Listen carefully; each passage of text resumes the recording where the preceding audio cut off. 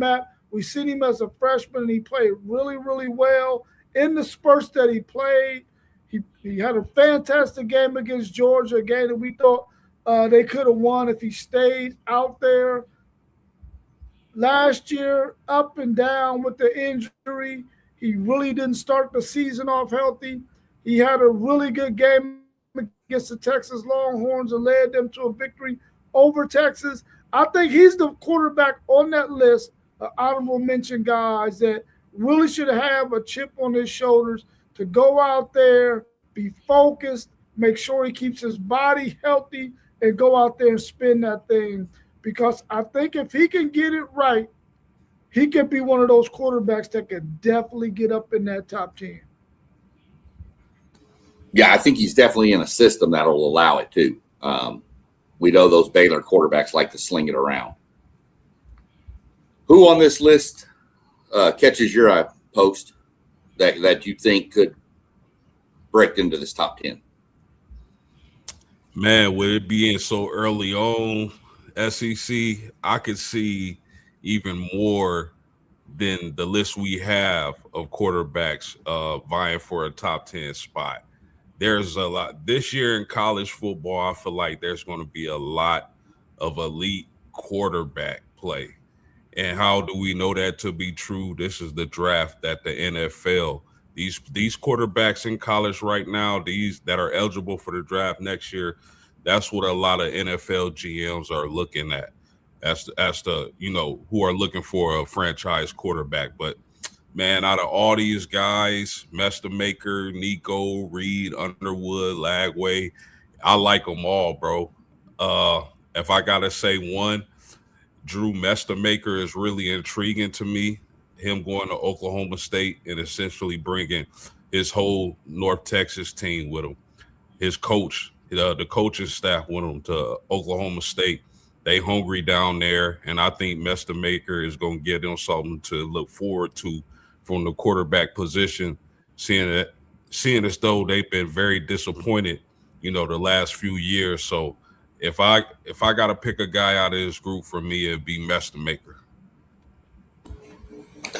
Yeah, I definitely see that. We saw what he did last year at North Texas. Granted, it is a step up in competition into the Big 12, but he knows the system, knows everything, and I believe he's actually the youngest one in any of these listed. He's only a true sophomore.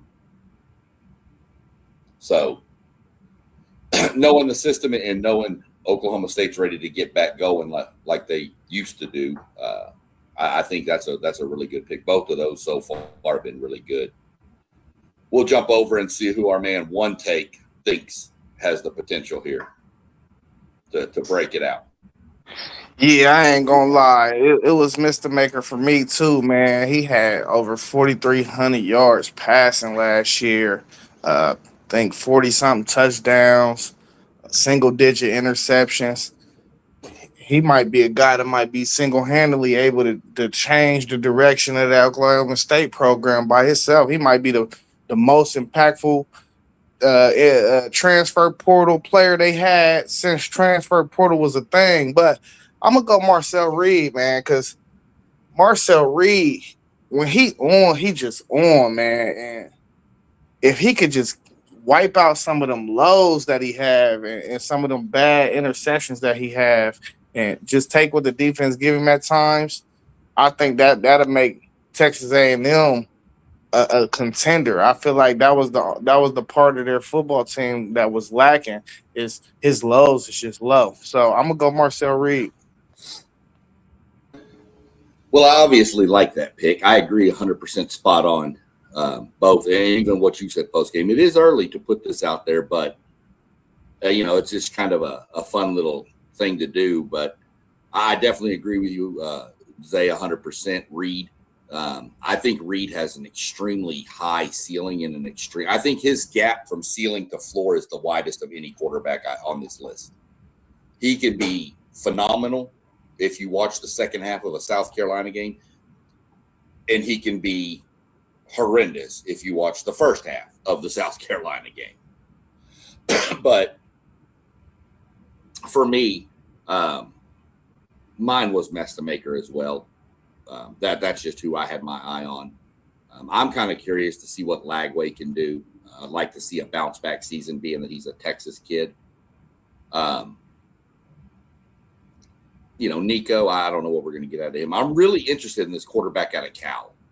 I'm not going to try to pronounce his name again, but I'm really interested. That kid has gotten a lot of buzz on talk shows that I've listened to and other podcasts. They're giving a lot of buzz to this kid. So, name to watch out of Cal. A lot of people are saying Cal's the sleeper in the ACC to take the be in the title game. So, we'll see how that plays out.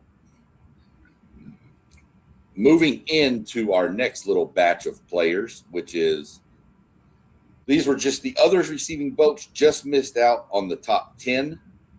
And there is these. We have Lenoris Sellers, Jennings out of SMU. I think it's DeAndre Williams and Sam Levitt. Kind of thought Sam Levitt would be a little higher up, get more votes, but I guess the injury is kind of pushing people pause button on him right now. So we'll start with you post game on this one. Thoughts on this group and missing it? Do you think any of those would have been in the top 10 when you sent your list in? Did you think somebody else would move them up? Yeah, I absolutely personally had Jennings in my top 10. I like what Rhett Lashley and that offense does. I know Jennings kind of had a down year last year. I completely expect him to bounce back. I like the receivers they got there at SMU with Cooper, Smith, and Knight. I think they can get the job done this year in the ACC and make some noise. But, I mean, another really good group of receivers. Like I said earlier, some of these guys could move into the top 10, at least my personal top 10 by the time we get further or closer to the season starting. Like, for example, SEC, I know you mentioned Levitt. I want to see how he does, in the summer, if he's healed, if he's ready to go. Levitt is a guy who's definitely going to be in my top 10 if his health checks out. But I personally had Jennings in there. I love Williams. I love Sellers as well. But we can only pick 10. That's that. I was honestly hoping more people would have sent in a poll so it would spread it out a little more. But, that's where we're at right now. So move over to you, Zay. And I agree with your take on Jennings post is he's kind of like a Marcel Reed type. He'll make plays that make you drop your jaw, and he'll make plays that make you pull your hair out. And it's a matter of eliminating those hair pulling out plays. For me, somebody like me, it doesn't matter. I don't have none to pull out, so it doesn't really hurt too much. So, Zay, what are your thoughts on the group of four? What any of these, do you think any of these should have been up in the top 10? You did have Williams. You had the vote for Williams. You had him 9th on your list. Yeah, I like this group. I think this is definitely like splitting hairs. I probably wouldn't have Sellers or Jennings in this group. I think I don't remember who I had at 10, but I like both of those quarterbacks. They definitely got an argument to be in this top 10. It's a few guys out there though that I gave consideration to around this area that was right outside of my honorable mention as well. And like I said, it was kind of more or less splitting hairs, but I think about guys like Bailey at NC State, the Grunkenmeyer kid at BYU. So we really just splitting a lot of hairs when we getting down to this nitty gritty of these 7 through maybe 15 quarterbacks. We see Sellers there. Sellers had a down year last year. If Sellers would have replicated what he did the first year he was out there, we would see Sellers probably way higher on this board. So you can always play your way up. You could always play your way down. So, I'm not mad at this group of quarterbacks, though. Even Levitt, though. Levitt had a down year last year, but I think the consensus is we know he got players that's going to surround him this year, and he's stepping up in talent level that's going to be surrounding him. So we expect him to kind of probably bounce back. Damon Williams is just electric, though. I'm kind of surprised he ain't a little higher on everybody's board. Let me get. I want to make sure I got that right. Williams is the kid out of Washington, right? Yeah, Yeah, that's what I thought. Thought it was. I actually am not going to lie. I straight up just blanked on him. In my list, he would have been on mine. So, but you're right. Going down into this group, it's splitting hairs. All of these guys have had moments where we've been like, wow, and all of them have had moments where we're like, what are you doing? And that's kind of why I think they're down here, because you're just not sure. And Levitt, I think Levitt's down there mainly because of the injury. If you didn't have the injury concern, I don't think Sam Levitt's sitting down there. I think he's higher up on this list. What about you, Robert? Any thoughts on these guys, and you think they're about where they are, or did you have somebody a little higher?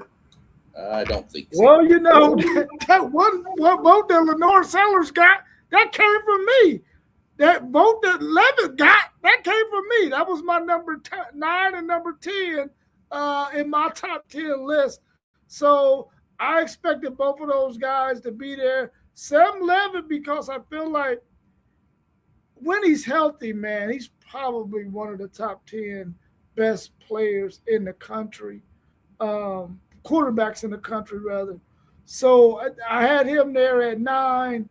And I didn't feel like I could leave Lenore Sellers off, because I feel like if this guy can actually put it all together, man, and make some things happen for that South Carolina team. And we've been hearing about him for 3 years now. We thought for sure he would be good enough to go to the NFL draft last year. That didn't happen because of the season he had. He's a senior, 3-year starter. I expect this to be the year for him to be a top 10 quarterback in college football. So based on that experience for Sellers, that's why I got him in there at number 10. Yeah, I mean, that's you're spot on. You had them 9. You gave them their only votes for the top 10, Sellers and Levitt. And I'm going to ask you to correct me if I'm wrong. You probably know more about it because it was your Longhorns.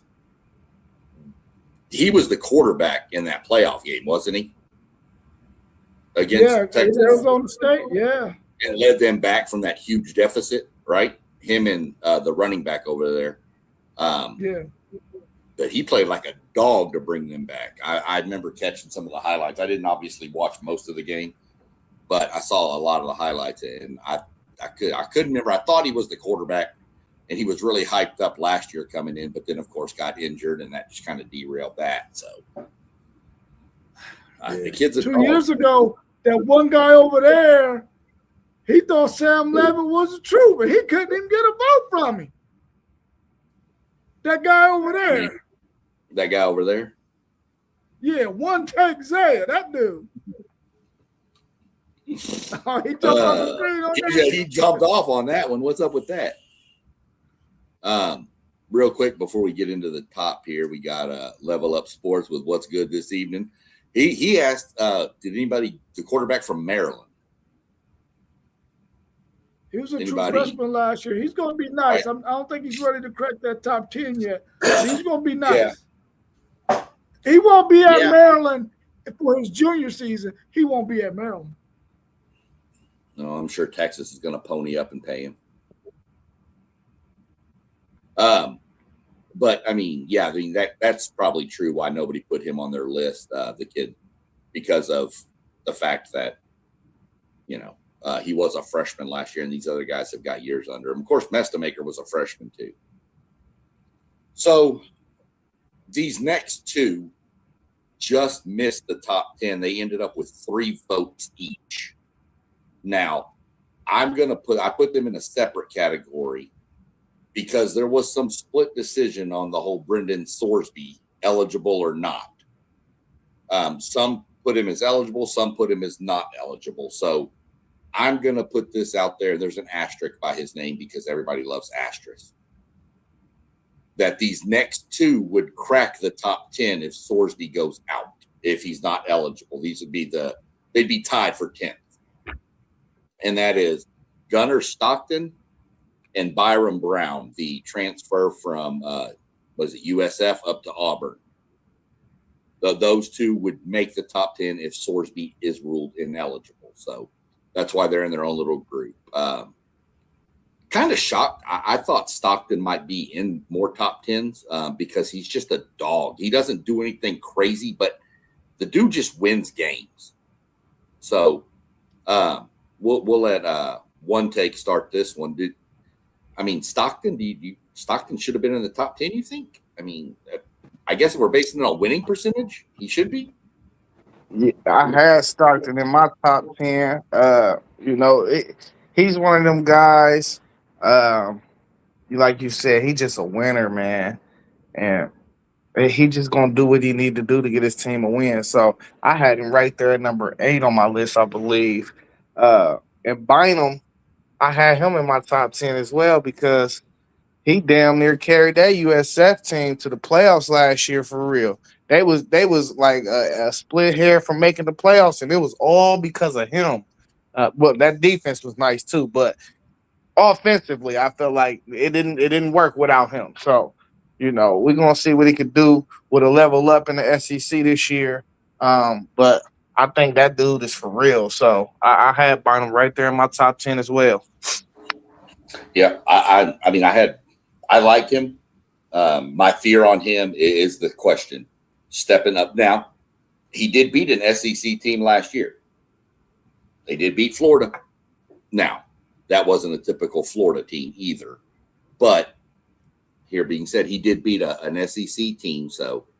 But we'll see what he does week in and week out against an SEC schedule. What about you, Rob? Thoughts on those two? Do you think one of them or both of them should have been higher? I was on the fence with Gunnar Stockton and Lenore Sellers at 10, but I went with Lenore Sellers because of the playing experience that he had. I think he has opportunity to try to prove something this year to improve his NFL stock. So I expect him to go out there and play better than Gunnar Stockton. Gunnar Stockton is more of a game managing quarterback who's going to win games because he knows he's going to have a solid defense behind him. It's going to take a monumental effort for Lenore Sellers and that South Carolina team to really be in the picture. So I think Sellers is going to have a better – he'll have to carry his team where Gunnar Stockton wouldn't. That's why I put him ahead of Gunnar Stockton. But I really like Gunnar Stockton. I think he's a game manager. He wins games the way he's supposed to. He stays within the system. I would like to see him get better with the long ball. We've seen it against Tennessee, but we didn't see it against too many other teams last year. But I really like him. He was right outside my top 10. And Byron Brown, I like the fact that he can use his legs, but as far as throwing the football, I think he has to take another step to prove that he can be in that top 10. So I didn't quite have him in my top 15, maybe somewhere around 18 or 19 was where I pictured him. Postgame thoughts, these two? They've said a lot about both of them that I think we both would have said, but any other thoughts you want to add on to them? Yeah, again, I like all these quarterbacks. It's just some of them I like a little bit better. Gunnar Stockton, guy said it all. Gussy guy. He's one of those guys who will sacrifice his body to make a play. I like the kid, but I'm really interested to see if Georgia will make it their priority to feed Isaiah Canyon at the wide receiver position, because I think that kid is a playmaker. So it'll be interesting to see that. I mean, you can't go wrong with a Gunnar Stockton, but Byron Brown, this is one of my favorite quarterbacks to watch in college, period. I really like Brown. I think he's a physical quarterback, bigger guy. He made a lot of plays with his legs.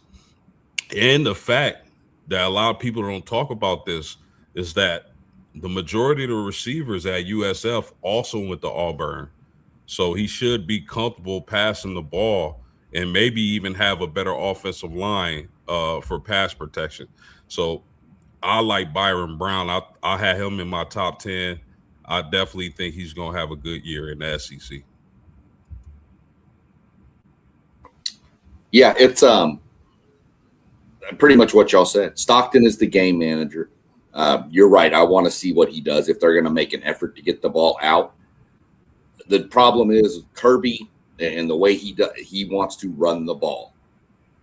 And so I think that kind of takes away from some of the opportunities that Stockton might have to push the ball downfield, because Kirby's going to try to run it and control tempo and use that, lean on that defense that they always have.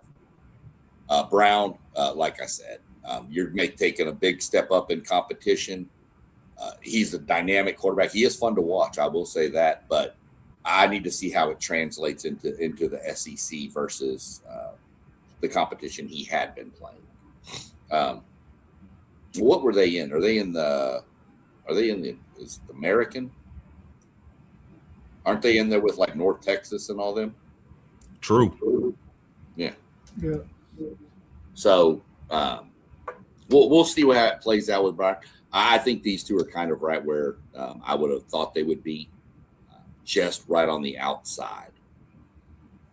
So now we jump into our top 10 list, and the 10th quarterback that we had ended up with 5 votes was Hoover, who transferred from TCU to Indiana to take over. Big shoes to fill up there at Indiana. Good quarterback.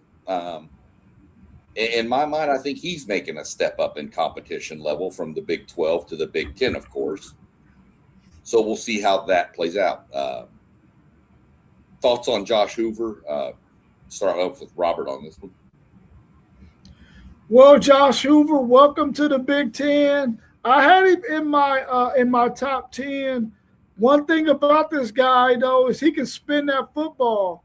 But what he's going to have to get used to in that Big Ten is, listen, you may not have a balanced offense unless you can run the football. And in the Big Ten, their main priority is stop the run and make you one-dimensional. Can Indiana prove again this year that they can run the football? If they can, Josh Hoover is going to be lights out. He's going to ball because he got a run game. He can hit them with the play action and all that good stuff.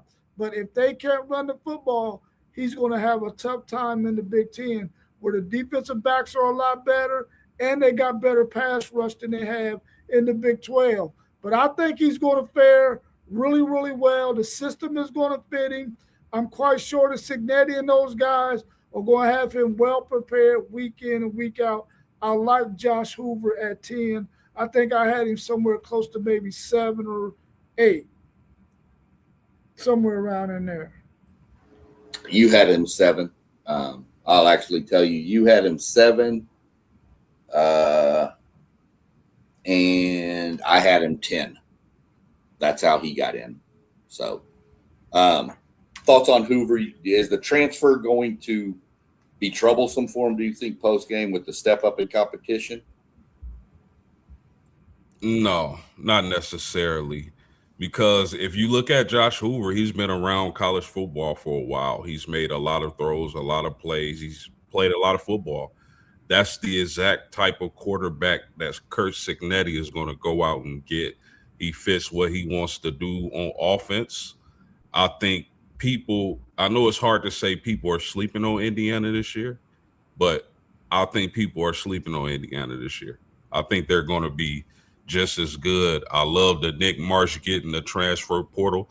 And let's not forget Charlie Becker will be back as well. So he's going to have a lot of weapons to play with.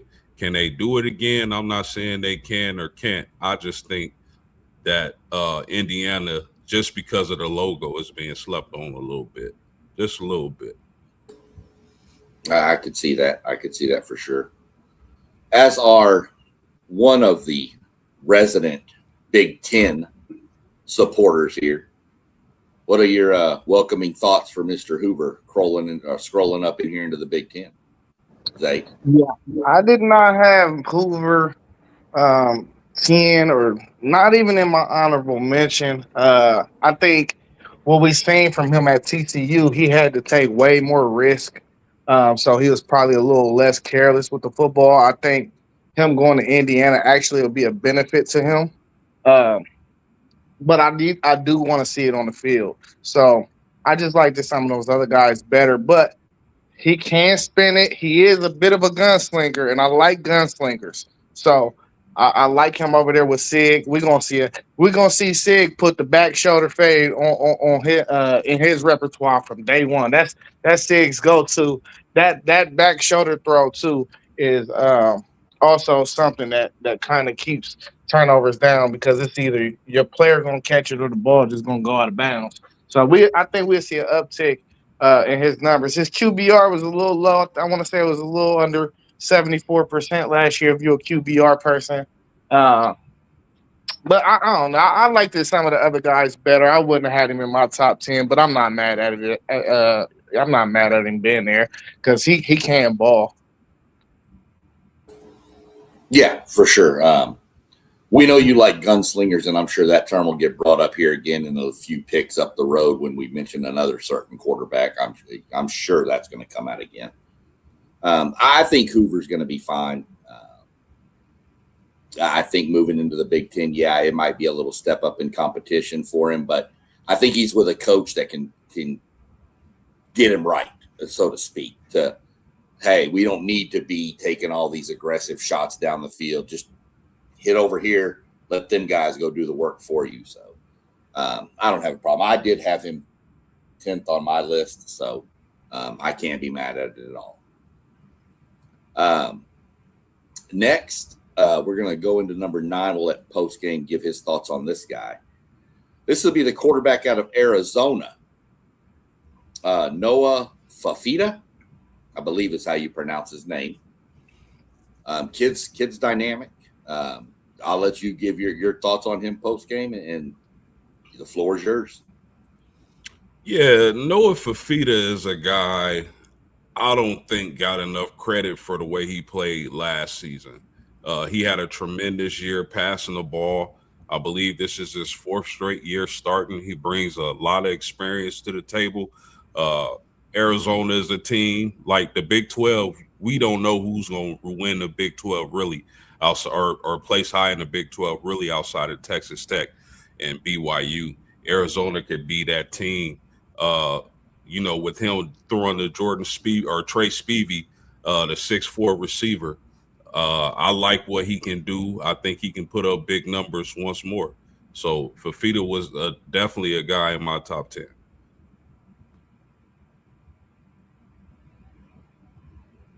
Yeah, you most definitely. You had him 8th on your list. Let's see. Anybody else have him on their list? I did. I had him 9th. So, Zay, thoughts on Mr. Fafita? Yeah, hey, listen, he's a hooper for real. I forgot all about bro. I ain't gonna lie. When I did my list, he totally slipped my mind. He's yeah, Brett Nice. I'm not mad at that at all. For real. I'm sorry, I forgot about him for real. I probably would have slid him somewhere around this range too.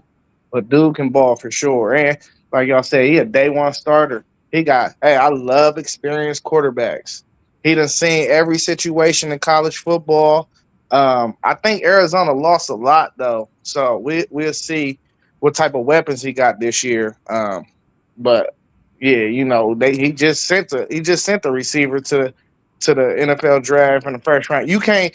I don't care how good you are for real. It's hard to go as a top 15 pick at receiver if you ain't got somebody to throw you the ball. So the boy can throw the ball.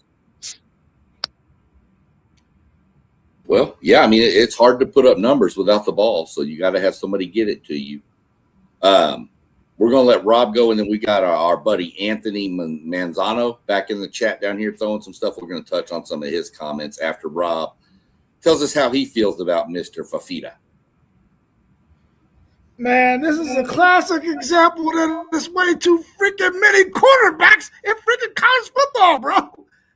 He totally slipped my mind as soon as you put his name on the board. I'm like, dude, how did I forget Fafita? He would have been outside my top 10, though. He probably would have been somewhere around 12 or 13. But I really like him. I think he's going to make some noise in the Big 12. Listen, if their defense can hold up If their defense can hold up like they did 2 years ago, this Arizona team can be good and they can compete with BYU and Texas Tech, in my opinion, if the defense can hold up. Because he's going to make enough plays to allow their team to be in every game. The defense just got to hold up their end of the bargain. But I really like Fafita in this top 10. I can see him there for sure. Yeah, I 100% agree with that. I had him in my top 10 list. So did somebody else that you did. That's how he got in there. You and me both post game. Yeah. And real quick, like you said, y'all forgot about him. The same thing happened to me with Williams from Washington. I just straight up forgot about him. So it happens, when you're trying to do this, you pencil in your top and then you kind of start filling in and you knew you're going to miss somebody. So happens a little bit, but real quick, let's jump into our man, Anthony Manzano here. He got a question for us. He said, would we consider Drew Mestamaker a gunslinger or more of an in-between? Because he's not really a gunslinger, but he's not really a game manager either. So where do y'all think he stands? And it doesn't matter who goes first on this one, just whoever wants to reply to Anthony. Yes. So what I mean by a gunslinger, I always say it's somebody that likes to push the ball down the field and take chances. I think you can be a game manager and be a gunslinger. You got two different type of quarterbacks in me. You got game managers. That's your Tom Brady's of the world. They going to make sure you're on schedule every time. He going to take check downs. If it's a shot he can take, he going to take it, but he ain't going to lose the game for you. But then you got game changers, and that's like your Michael Vicks of the world, just super athletic, or they just bring something special to the game. Lamar Jackson's of the world. So I think two things, but I will label Mr. Maker a bit of a gunslinger too at times. He can get gun happy. Anybody else want to add anything to that?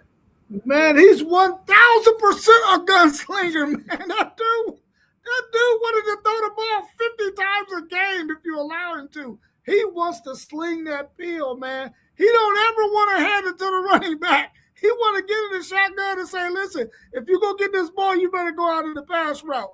That cat, to me, is a freaking gunslinger. And he's going to do that, I believe, at Oklahoma State because he's playing in a conference where that's what they do. They spread you out and they gunsling. Except for some of those teams who understand that they got to run the football a little bit more than normal. But I see him as a gunslinger. Yeah, I think he is a bit of a gunslinger, but I don't think he's going to throw the ball as much as he did at North Texas. They still have one of the better running backs in the nation, so I think he's going to sling it, but I don't think those ridiculous numbers we were seeing at North Texas, I don't think he's going to do it this season. Yeah, I kind of agree with him being in between, so I called him a gun manager. I just wanted to figure out something to put out there, so that's what popped into my head. That's a good one, Sean. I like that. I'm taking that one, bro. Gun manager. All right. Well, yeah, I mean, game slinger just didn't have the same effect as gun manager. So he also popped in when we were talking about Noah Fafita, said he's not a big fan. He's too inconsistent to be in the top 10. He did say he would be number 11. Or we got a Vero 1831 said hello. So hello to you. Whoever Todd Pig 9789, I don't know if anybody knows who that might be, says the SEC is overrated. We hear it a lot. And then Anthony chimed back in on that Mestamaker comment with, he said Brett Favre is a guy, I'm assuming that's who that he's talking about, is a guy who had confidence in his arm even though he's consistently throwing interceptions. So Brett Favre was an ultimate gunslinger for sure. Yeah, there's no doubt. There's not a question on that one. Next, we get to number 8 on the list, which is where our asterisk comes into play. This is where there was a little, was he eligible or is he not going to be? So everybody was just kind of voted how they wanted. We let the chips fall. It came out to Brendan Sorsby. We all know the situation going on. We're not going to get into all that. We're just going straight our top 10. He did finish with 7 votes. Again, if he's ineligible, then Stockton and Brown would move into our rankings. So just keep that in mind. So Brendan Sorsby, you think he's actually, Rob, you can hit this one because you actually were one who started saying, you said that you were going to vote him as eligible. So I'll let you go ahead with why he's there. Well, I think he's definitely probably one of the top 10 quarterbacks in college football. He got a lot of playing experience. He was leading that Cincinnati team that I felt like they weren't very, very good. They had a pretty decent defense that kept them in games. But I felt like him at the quarterback, he was able to get some serious wins for that team who's had a chance to win the Big 12 last year, that Cincinnati team. I like Sorsby. Apparently, Texas Tech likes him too because they pulled out the Brinks truck for him. I know we got old Texas Tech man, 9144, in the house with us today. I like Sorsby. I think he's probably around 6 on my list, somewhere around in there. I like him. I think he's going to be a good quarterback if he gets to play. He's going to be playing on one of the better teams in the country in Texas Tech, who's going to have a good defense behind him that's going to allow him that if he does make some mistakes, this defense can come in there and give him another opportunity to get out on the field and correct things and get some wins for them. So I like Sorsby right there. I think he's going to have a good year if he gets to play. And that's the underlying question nobody knows when doing this ranking is what's the answer? Post and Zay, y'all voted that he wasn't going to be eligible. You left him off your ranking, but totally fine. There was no right or wrong answer on that. That was just kind of a decision. So based on our rankings, with him playing, obviously, thoughts on Brendan Sorsby and what he brings to Texas Tech. And it doesn't matter. Either one of y'all can go. Whoever wants to jump on this first. Yeah, I mean, absolutely. If he's eligible to play, Brandon Sorsby, I think, is definitely going to be in the top 10. Like you said, or like Rob said, Texas Tech apparently loves him too because they paid him a lot of money. But, I mean, if he plays, I think he'll be great. I think Texas Tech will win the Big 12. If he doesn't, it's a lot of question marks. Yeah, if he's eligible, which I don't think is, I think it's more likely he's not eligible than he is. That's why I ended up leaving him off my list. But if he's eligible, he got the potential to be a top 5 quarterback. If you ran it back last year with that Texas Tech team, all they was missing at quarterback was a guy like him, and they probably could have did something in that playoff. Yeah, it's good we have Texas Tech fan in here on this one. He actually just posted a comment about this whole thing. He said Sorsby's team thinks he's going to only get a 4-game suspension. We're not going to get into the debate on whether we think that's right or wrong. That'll take up another. We'll be on that topic for hours. So he said that was said 8 hours ago. So yeah, in my mind, if he's eligible, Texas Tech is Texas Tech. They're going to be fine. If he's not, I think Tech could be in problem. We'll see. They do have a quarterback who did get some time last year still on the roster. So we'll see. But he was injured last year too. So we'll see how that plays out with Tech. Well, if he only get 4 games, they should survive. Unless they lose all 4 of those games. But I will have it that bad. No, they're not that bad. Yeah, if it's only a 4-game suspension, I think Tech will be fine. But we're going to see what happens. We'll let the system do what it does. Moving out even further west, we're going to go to Mayava out of USC. And this is obviously, we're into names now that was pretty much on everybody's list. I don't think Robert had him on the list actually at all. Did you, Zay? No, you didn't either, Zay. So I guess I had him on my list. Oh yeah, I had him right at 7. Yeah, you did. You had him right here. That's my fault. I looked at the wrong thing. Yeah, you had him 7. Post had him 8, and I had him 8. So since you had him ranked higher, we'll let you jump first with this one. What do you expect out of the kid? I mean, got all the talent in the world and got a stable of receivers out there. Yeah, I was talking about QBR earlier. You know, if you're a fan of QBR, he was 2nd in the country in QBR last year. Dude was really playing lights out for real. I don't know if people was paying attention to him, but he was really playing lights out. He did have some extraordinary weapons over there with Jacoby Lane and what's the crazy kid name? Lemon.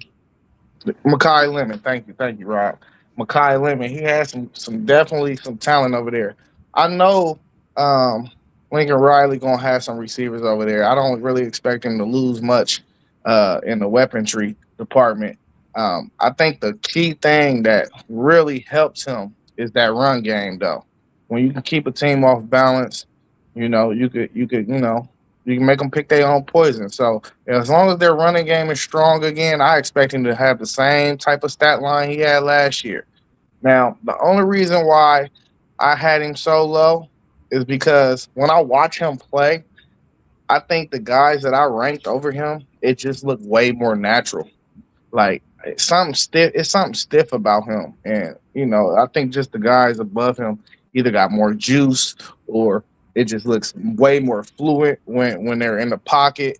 So, but nevertheless, we right in this alley where we seeing a lot of these dudes right here, man. If you need a quarterback next year and these dudes perform well, you can just scout all of them and figure out who fits your system the best and go get them. Yeah, we'll jump from who had him ranked highest over to we're going to let Post go. He had him ranked 8, and then we'll let Rob finish since Rob hates the guy apparently and decided not to rank him. Yeah, I mean, Mayava has a cannon for an arm. He can really get the ball downfield. My concerns is that, he lost Lane and Lemon to the draft. I know USC is a program that recruits great at the wide receiver position, but are those guys going to be able to step up and replace the production from a Lane and Lemon? So that remains to be seen. But, I mean, Mayava is definitely a top 10 guy for me, man. He has a really talented arm on him. Yeah, this is receivers. I'm sorry. Go ahead. No, go ahead. I was going to chime in on the receivers. I'm telling you, the receiver to watch out there is Feaster, the Booby Feaster kid out of DeSoto. That kid is electric and phenomenal. So, Rob, you didn't even have him in your just missed top 10. Rob has no faith in this kid leading a team, apparently. No, it's just another classic example of so many freaking quarterbacks out there, man. He totally slipped my mind, too. I mean, especially when you go back and you think about the wide receivers he had, the season that he had last year. He definitely should have been in my top 10, man. But I like I said, it's just way too many guys out there. Sometimes you're going to miss 1 or 2, and I apparently done missed 2. So, I mean, I really like the guy, though. But the thing is, though, he's not going to have those 2 wide receivers. He's going to have Feaster, but is he going to be able to put more on his shoulders and lead that USC team to at least a Big Ten conference game, or is he going to make them reach the college football playoffs? It shouldn't have to wait till we get to 24 teams for USC to get into freaking college football playoffs. But that might be the case. He needs to get them there, and I think he needs to get them there this year, because otherwise Lincoln Riley's seat might get hot unless that defense turns around. I just think he's a really good quarterback, but he got to put some more on his shoulders and lead that team, that USC team, to the college football playoffs, or at least get into the conference championship game in the Big Ten. For sure, we're going to try to speed up a little bit through the top 6 here. This is where the gap happens. This is where you can tell everybody had all these guys on their top 10 for sure, but you can see the massive gap. Mayava came in at 7th with 11 total votes. Our next one up is our number 6 quarterback, Julian Sayin from Ohio State with 24. So a 13-point gap from 7 to 6 kind of tells you where the line's drawn as far as we all believe. So we'll let Zay go last. He's probably got some good takes on him. Rob, you can hit this one first with Sayin. I really like Julian Sayin. I think I might have had him in my top 4 or 5, around there. I really like him. I think his completion percentage was off the charts. I think he ended the season at maybe 78% completion rate. The thing that concerns me about him is when he doesn't have those big-time guys, does he fall off a little bit? And I think we might have seen a little bit of that last year. But his accuracy is off the charts. I really like Julian Sayin. He was his first year starting. I think we're going to see an even better Julian Sayin in 2026. He got a year under his belt. He got a chance to go back and watch that film, see where he might have made some mistakes, see where he probably should have used his legs as opposed to holding on to the football and taking the sack. I think we're going to see a really good Julian Sayin. That's why I had him in my top 5. He lands at number 6 in our poll. Post game. Yeah, Rob made interesting points, man. When you talk about Julian Sayin, obviously a Heisman candidate, really accurate kid. Here's the thing. When I think about Ohio State and I think about Julian Sayin, and I think about them hiring Arthur Smith as their new offensive coordinator, could this be a better fit for what Julian Sayin does? And it ultimately help him be a better quarterback, because we all know Arthur Smith. He used a lot of 12 and 13 personnel. They want to be physical. They want to run the ball. They want to set up play action. Could that be a better fit for Julian Sayin? That's the thing I'm interested to see. Good Yeah. point. Good point. Jude Sayin, he definitely is a laser target guy. He's not a risk taker for real. He doesn't take too many risks. I think post game, he hit it on the nail. I think Arthur Smith and his play style is definitely going to fit Julian Sayin better. I think as far as the numbers, you might see a downtick in turnovers, but I don't really think his numbers can really get better than what he did last year. I mean, he had an 88 QBR. He can probably get closer to 4,000 this year if that play action, that run game is humming a little bit. He can push the ball down the field a little bit more this year. But Julian Sayin came in at 5 for me, right around this area. So that's pretty much accurate for real. 6, I ain't mad at 6. Yep, that's kind of where we thought. Everybody, just for a little transparency, Zay had him 5, Rob had him 4, post game you had him 5, and I had him 6. So about right where he averaged out. So moving on up into the 5th position, will be another really highly talked about transfer. We'll let Post. You can hit him first. Darian Mensah from Duke to Miami. Talk about backing up the Brinks truck for Sorsby. Well, there was another one backed up right here, I'm pretty sure. So, Mensah, thoughts post game? Yeah, I like the transfer to Miami. I know a lot of people talk about Tony, and rightly so, but they also brought over the receiver from Duke and Barquet. I think that dude can make plays in his own right at the receiver position. So I love Darian Mensah. I definitely think this is a guy who can shoot up even higher as we get into the games in the fall. But as of right now, I had him around this range, I believe. I like Darian Mensah. I like the weapons he has. I look for Miami's offense to be better than last year when they made the run to the title. Can't say the same about the pass rush and the defense, though.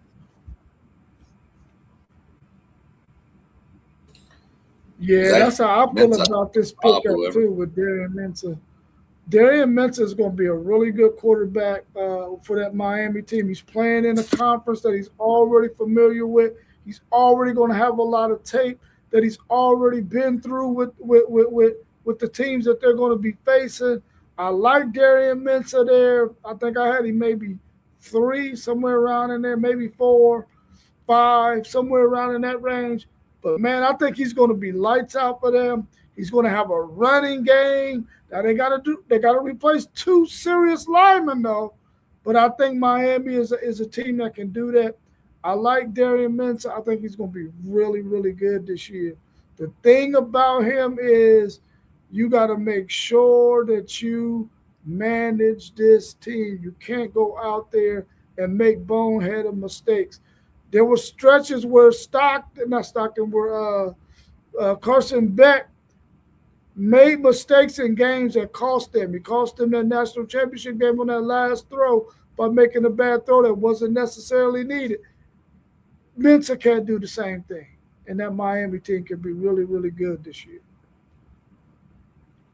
Yeah, hey, this is my early favorite in the Heisman race. I'm just, the numbers he put up at Duke, you know, he put them numbers up at Duke. So with this supporting cast that he about to get at Miami, I just really don't. I think this might be my favorite for the best offense in the country to start off the year. You return Mark Fletcher, Malachi Tony. Rob said something about the replacing the tackles. I'm not really too worried about that. They signed Jackson Cantwell, who was the number 1 tackle in this recruiting class, but I don't even think he's going to start because it was 2 guys that they like behind the last 2 guys. So, man, this offense is going to be scary. I tell you, this offense is going to be nice. Darian Mensah, early favorite Heisman. Yeah, that's a pretty popular pick there with him being the leader in the preseason for the Heisman. Kid's got all the talent. We're going to see. Miami's going to be scary. If it clicks, they're going to be scary. You mentioned they did get that tackle. I'm glad they did because that pushed the number 1 tackle in next year's class to A&M. So thanks for recruiting that kid. We're going to let postgame go last on this one. Zay will go first, then Rob, then postgame, because as we come to number 4, we enter with CJ Carr with 26 votes. Yeah, CJ Carr, man. Listen, really, he came in at number 6 on my list. And let me tell you why. I think he's an ultra smart guy. He played bad against, I want to say it was Miami last year. That's the only game I've seen him play bad in. But outside of that, he really was lights out all year. But I have a hard time putting him above the guys that I had on my list because I just don't think they played the same comparable talent as these other teams and what these other dudes proved to me. Outside of Allah Arch Manning, who didn't play as well as him on the field, who I do have higher, but I just think Arch is he gonna take off this year. But we'll get the Arch. the other reason is, you know, my man my brother post game told me he wasn't even supposed to win the job last year. So I that kind of affected my rankings. You know, you know, the fan that we got on our panel felt like Steve Angeli should have won that job, honestly, you know. So, and kudos to him, he won the job and he ran with it on the by the storm. But that stuff still kind of backticked it on the other guys that I got on the list that's ahead of him. But not to mention this, if he ball out this year, he might be looking. Is he a red shirt? Yeah, Mhm. he might be the number one quarterback coming out because they got weapons everywhere. And I can see him putting together a season that can stamp him as a Heisman too, and we see him be the number one pick next year. Yeah, I like CJ Carr. I had him 6 on my ranking. Um, in this, I like Carr. I think he's going to have an opportunity this year to play with some wide receivers that got another year under their belt, another year for him to be able to get enough gelling with those wide receivers to be better than he was last year, because he's not going to have the running back tandem that he had last year. Even though they're going to have some good running backs, they're not going to be Jeremiah Love and Price. They Jadarian ain't gonna be Price. those dudes. Darian Price, Jadarian Price. It ain't gonna be those two guys, man. So I think it's gonna be more on Carr's shoulders, but I think he's gonna be ready for that. He's gonna be in his 3rd year. He's gonna be ready to ball out, and I think his receivers are ready to step up as well. We didn't get to see as much of them as we would have liked to have seen last year, but this year I think we're gonna see a whole lot of more of them. And I think Carr's going to do really, really well. Todd Pig, 97.89. I know you're saying that the SEC is overrated, but I guarantee you're one of those guys who's watching the SEC football week in and week out because it's always the hottest thing on TV when it comes to college football. And you can say what you want to say about Arch and put the LOL behind it, but you already know Arch Manning balled out those last 5 or 6 games of the season. So you might want to retract that LOL. You might want to retract that. Overrated.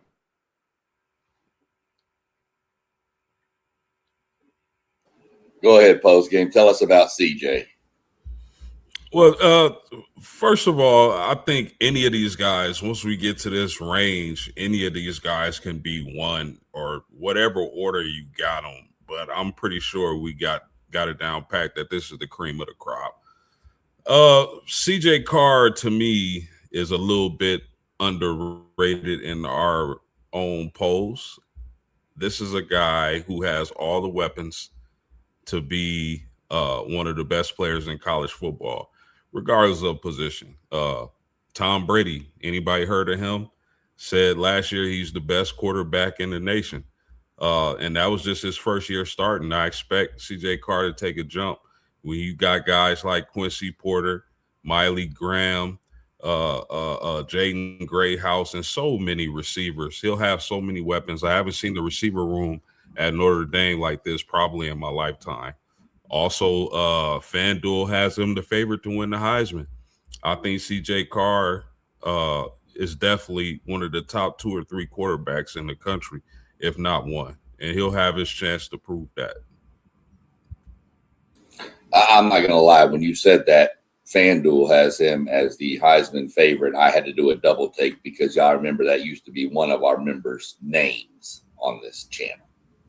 Hey, he tried. So I was like, Zay got him at the Heisman favorite. Hey, no, listen now. I know I got Mensa, but he top 3 for me. He number 3. I got Jeremiah at 2. He number 3. That offense is going. That it's between them and Miami, who fighting for that best offense on paper, as far as I'm concerned right now. I'll say this one thing about CJ Carr. I'm glad we played him in the 2nd game of the season and not the last game of the season. That's all I'm going to say about CJ Carr. So we're going to get into the top three in a second. Anthony, we already hit that with Anthony. He asked about Darian Mensah. That's our thoughts on him. Our buddy, Texas Tech man, our old guy or whatever he is, he's the one who always likes to talk trash about College Station, decided to jump in and say that there's a kid from Tulsa, Kirk Francis, said he was probably going to be the starter out there at Tech until Hammond is ready to return. If Sorsby, I'm assuming, is ineligible. So looks like they have a game plan in place for Tech. So just kind of what he wants to put out there.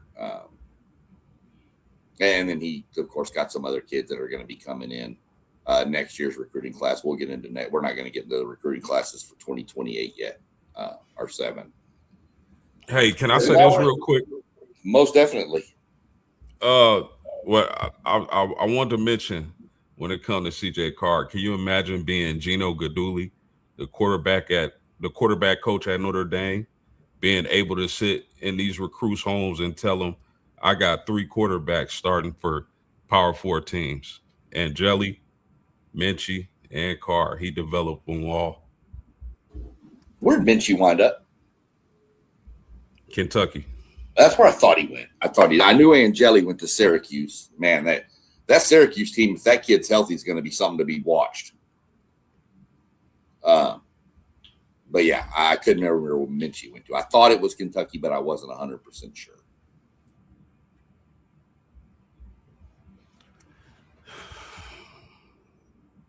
Jumping in the top 3. Trinidad Chambliss, Ole Miss. Got approved for an extra year of eligibility. Helps when you have a Mississippi judge over the case, I'm sure. But Trinidad Chambliss. Rob, I'm going to let you hit this one first because you're going to go last in a few minutes. So you can hit this one. I really like Trinidad Chambliss. I think I might have had him number 3 on my list. I really like him. I think what he was able to come in and do for Ole Miss last year, once their starting quarterback went down, he took the ball and ran with it, and he played lights out for the remainder of that year. Hopefully he can come back with that experience from last year and really light it up again this year for Ole Miss. I really like him. I think his stats may not be as good as they were last year because he's not going to sneak up on anybody. Teams are going to be able to plan for him in the offseason. I'm not quite sure they're planning for him right now, and they're going to try to take him and Lacey away and force some other guys to beat them. But I think he's still going to have an exceptional season. He has really good legs with the mindset of always keeping his head looking downfield to make a throw.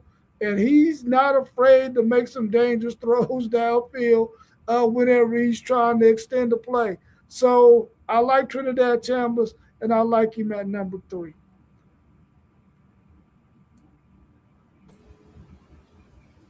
For sure. Not a bad one there. I have a follow-up question on Chambliss when everybody gives a little take on him. Post, you want to hit Chambliss next, or Zay, whichever one you's ready to roll with him? Yeah. Go ahead. Okay. Yeah, I'm with Rob. I really like Chambliss, man. I thoroughly enjoyed him playing football last season throughout the year and even in the playoffs. But I still think he's going to be a dominant quarterback. But I don't know if it's going to be to a certain level as everybody expects, because losing Lane Kiffin and Charlie Weiss Jr., you can't just go out and pick up guys like that. I think they accounted a lot for that offense and the potency of it. I still think Chambliss is going to be great, being able to use his legs and get the ball downfield. He's going to have a phenomenal season, but I don't think it's going to be to that level everybody expects with him losing those coaches. Yeah, I think Chambliss was just getting started last year. You know, he moved from a Division II school and went in the SEC and balled out of control. I think the jump from Division 2 to the SEC is going to be a harder, more difficult task to overcome than losing the head coach. So Chambers came in at number 2 for me, man. I think that dude is a monster. I think he's gonna be good in the league, and I like how tough he is. I like how like uh he not scary. I like dudes that play the quarterback position not scary, and he play like that. And I could see him, like I said, these dudes we talking about at this tier, these dudes all can win the Heisman, man. It's just about who play the best in key moments throughout the year for real. Yeah, I had a follow up, but y'all kind of hit on it. My follow up was: do you think the coaching changes are going to affect his play, his numbers, so to speak? Are they going to lean more on that running game? But y'all pretty much mentioned it already, so we'll just kind of put that on the back burner for another day. We're going to go Zay post Rob on this one because thank God it wasn't number 1, so we don't have to listen to more of an ego about this guy. Here comes the half of the McDonald's logo, Arch Manning. Zay, go ahead. Yeah, I think something clicked for Arch last year, especially watching that last game of the year. I can't remember who they was playing, but I know they did a camera cut to him after he did something or he didn't make a throw, and he was like, "I'm just gonna stop giving a fuck." That was his words.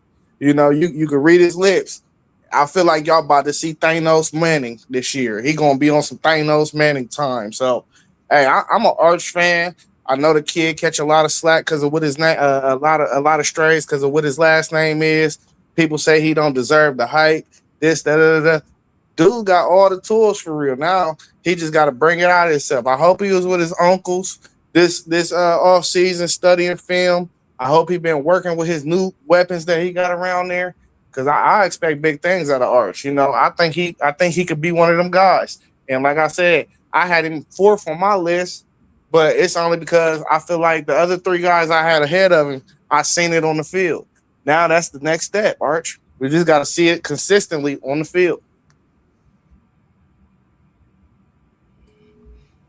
Yeah, right on SEC. I mean, to me, it's just talking about Texas as a team. If they figure out that offensive line, look out. I think Arch Manning is going to be able to rely on his running game heavily with the 2 running backs they got through the portal. I know we talked about them quite a few times, but I mean, now that he has tape on himself, can you imagine him sitting down with Peyton studying uh, and getting better, maturing? And again, he was on fire the last few games of the season. He really played well. That's the Arch everybody was expecting. So I expect Arch Manning and the Texas Longhorns to have a huge season. I think the fact that he's able to rely on that running game more this season is going to help him out a lot. And then he's dangerous with his legs. 1, 2, 3. I have no problem wherever he lands. Man, our Longhorn know what it expert. is. That's his shot. No, that's his shot. You gotta come in there, bro. Let me take over. No, Let's we go. can just move on to number 1. Do y'all care? Y'all just want to go to number 1? Y'all just want to move to number 1? Oh, I put it number 2. I put it number 2 on my board too. So I didn't have him at number 1. But I'm gonna tell you right now, old Texas Tech man 9144. Listen up. You better be glad you don't gotta face Arch Manning, because he will shred y'all up like some Swiss cheese. Listen, I think this guy understands how to play the game. He ain't got all that noise in his ear, all that stuff in his head. He ain't worried about that pressure. This guy overcame some serious stuff last year, man. And I'm telling you right now, like One Take Zay said, he just said, fuck it. And he gonna go, and he went out there and started balling out. I think he understands I ain't always got to throw the deep ball. I got running backs I'm going to be able to check down to. I got a tight end I can check down to extend these drives, and I can use my legs if I need to too. I ain't got to always go for the home run ball. I think he got caught up in that early in the season, along with the fact that everybody had put a lot of pressure on him to be such a great quarterback because of that last name on his back. But I think this year he's been working with those wide receivers. And I don't know if y'all know this, but they're in Louisiana and they're out there kicking it. Him, Emmett Mosley, Ryan Wingo, Cam Coleman, and the other guy to transfer from Wake Forest. They're in Louisiana throwing the ball, working out, throwing the ball and working out. And those guys are gelling. Something that we didn't get to see Arch Manning do last year with the wide receiver core because those guys was banged up. I'm telling you right now, if this offensive line does what it needs to do, Arch Manning with a Steve Sarkisian mind is going to ball out. He better ball out because I need it. I need my Texas Longhorns to make it to the college football playoffs, win the national championship. So this guy down here at my left, quit talking that trash at work. Hook. Oh, man, you funny, man. So there's your Arch Manning hour presented by Robert. Yeah, I mean, I'll be honest. I think when Arch made that little fuck it and I'm just going to play, I honestly think there were reins put on him to not run the ball. Seriously. And I think he just said, fuck it, I'm going to do it. And just once he started running, a whole dynamic changed. Like I said, I mean, if we play Texas, if A&M played Texas earlier in the year, I think we beat Texas. Same with CJ Carr. I think if we played Notre Dame, if we flip those two games, we beat Texas and we lose to Notre Dame. I honestly feel those quarterbacks made that much progression throughout the year on both sides. So I actually had Arch number one. I'm still hoping that if I keep putting Arch in Texas number one, that the jinx is going to kick in. But I will say this: Arch was seen hanging out on the A&M campus with a girl from A&M. So he like a little A&M, you know, woo woo. That's all right. Well, that's right. We're trying to find out who she is so we can tell her what to cook for him before Thanksgiving. Man, you crazy. He using her. It ain't the other way around. That's all fun. I mean, don't order pizza in Utah before a playoff game either. Hey, do y'all play them this year? We play them every year. Yeah. Yeah, she about to make somebody weak at the knees right before the game, bro. For Arch. She doing it for Arch. We're hoping she do it. This one we're going to, let me see. Rob went last. Zay went first. We're going to go post-game Robert Zay on this one. Just because we all kind of know who the number one in our poll turned out to be. Mr. Moore from Oregon. Jump on. Yeah, what do you got with Moore? I mean, he was one for me. Here's a guy, if he would have entered the draft, he probably would have went second to the Jets. He had a good year last year. I think it came out where he was dealing with something mentally or something through the season. So that tells me he should be a lot better this season. Having DeCorian Moore and Evan Stewart as weapons, you know, I know Oregon lost their offensive coordinator, but I believe they promoted from within. They should be fine. I expect Mr. Moore to have a heck of a season. I loved him coming out of high school. This is a guy who was supposedly silently committed to Notre Dame, and that switched. But it is what it is. I can't take nothing from him. He got talent, all the talent in the world. If he puts together the type of season I believe he can put together, we're looking at the first overall pick. Yeah. Man, he was. My bad, Zay. Nah, it should go ahead. Yeah, go, Robert. I'm going to have Zay go last. Yeah. I had him number one on my board as well. Man, when I'm thinking about it, I'm sitting there like, dude, if the right teams get the top 10 picks, the ones that need quarterbacks, bro, we're going to see a rash of quarterbacks that we all, I think, feel like are going to be really good NFL players, man.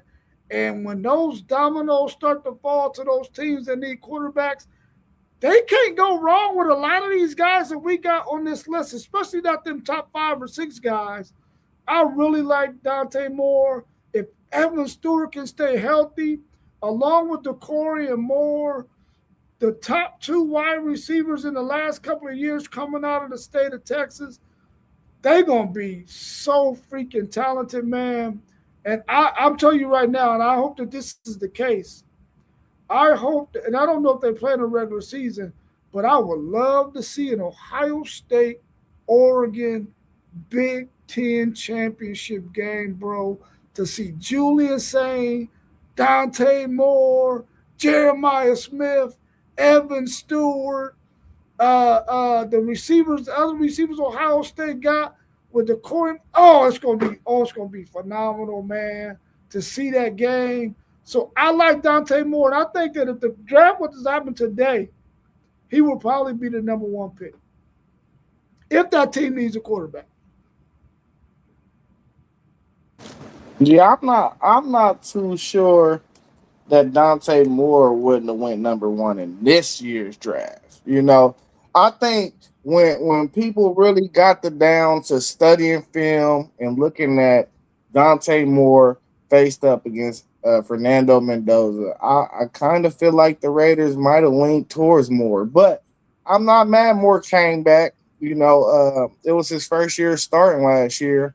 We all heard about the numbers of quarterbacks and how successful they are in the NFL with a certain amount of X amount of starts. So I'm actually happy he came back to get another year of college quarterback experience. And Rob, we do play them. We play them this year, so you'll get to see that in the regular season. We play them. I believe they coming to Columbus. So Yeah. you get to see that pop off. Man, but let me say this: out of these names we said, and the fell in the top 10, you mark my words, 4 of them gonna flop. 4 of them, I call 4 right now that's gonna flop. I don't know which 4, but 4 of them is gonna flop. We seen it last year. It was like 5 guys flop last year. So I think we're gonna see some dudes that don't live up to the hype this year. I can agree with that. I think the guys that might have the bigger chance to flop are at the back end of this.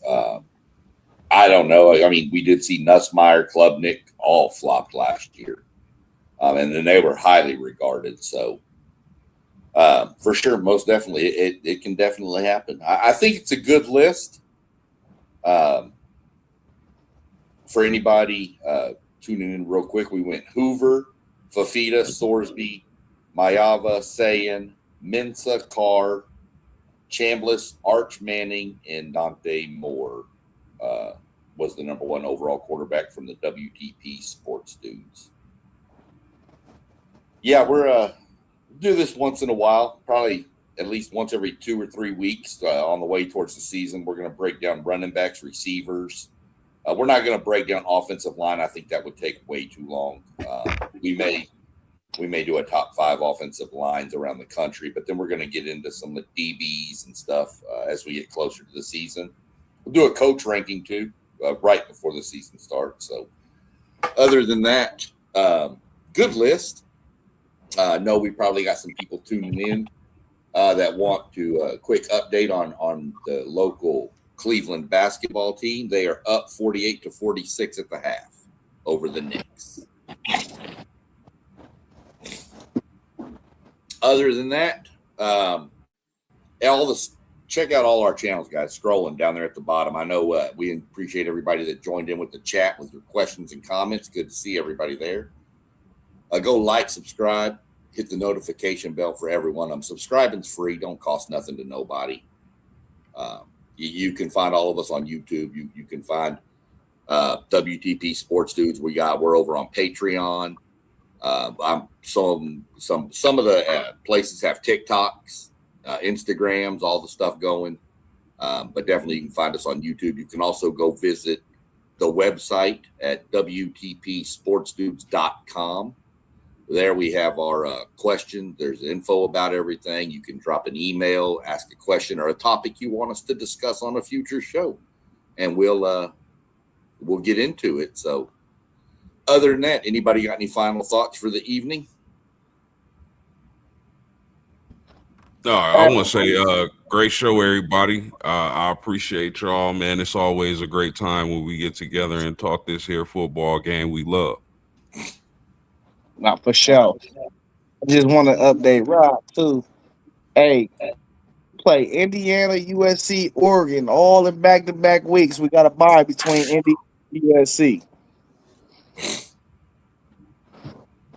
What is that? Pretty 3 rough little losses? run right there. Hey, we about to do it so clean. Because everybody been yapping like Ohio State did. All we do is win 10+ games. That's all we do. That's true. Hey, you ain't gonna argue it. I mean, it's facts. So, other than that, you got anything following, or as we clear on out of here, Rob? No, just tune in again Thursday night, 7:45. Check us out. Yeah, for sure. Tuesday night, Wednesday night. There's something almost every night. Y'all go like, subscribe. The notification bell will let you know when we're going live. Go click it. Go check out all of our pages. Go check out the Patreon. Go check out the website, and we'll catch y'all on the next show. So, other than that, then, gentlemen, we're gonna get on out of here. So, everybody have a good night, and as y'all like to close everything out with, we'll just tell everybody peace.